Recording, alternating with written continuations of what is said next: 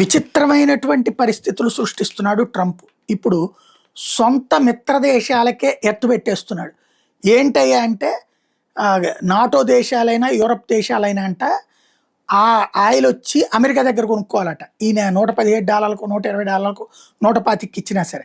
అలా కాకపోతే మీరందరూ ఎందుకని హార్ముజ్ జలసంధి దగ్గరికి రావట్లేదు, హార్ముజ్ జలసంధి దగ్గరికి వెళ్ళి తీసుకోండి మీకు దమ్ముంటాయని చెప్తున్నాడు. అంటే ఇరాన్ని రెచ్చగొట్టి ఇరాన్ని రోడ్డు మీదకి లాగి అక్కడ ఆయిల్ని కొనుక్కోనియకుండా చేసి తద్వారా తన ఆయిల్ అమ్ముకోవడానికి నాటకం ఆడుతున్నాడు అన్నటువంటి విషయం ఇప్పుడు అర్థమవుతుంది. ఇరాన్ మీద యుద్ధంలో తమతో కలిసి రావడం లేదంటే నాటో భాగస్వామ్య దేశాల మీద అమెరికా అధ్యక్షుడు డొనాల్డ్ ట్రంప్ గురుగా ఉన్నారు, మీకు కావాల్సిన చమురు మీరే సమకూర్చుకోండి అంటూ సోషల్ మీడియా పోస్టులో వాటి మీద ఆక్రోశం వెళ్ళగక్కారు.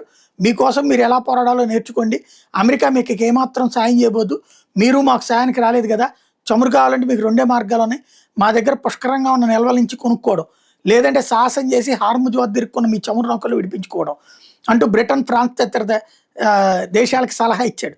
ముఖ్యంగా అమెరికా యుద్ధ విమానాలు తన గగనతలం గుండా వెళ్లేందుకు ఫ్రాన్స్ అనుమతించకపోలేదంటూ మండిపడ్డాడు. దీన్ని ఖచ్చితంగా గుర్తుంచుకుంటానని చెప్పుకొచ్చాడు.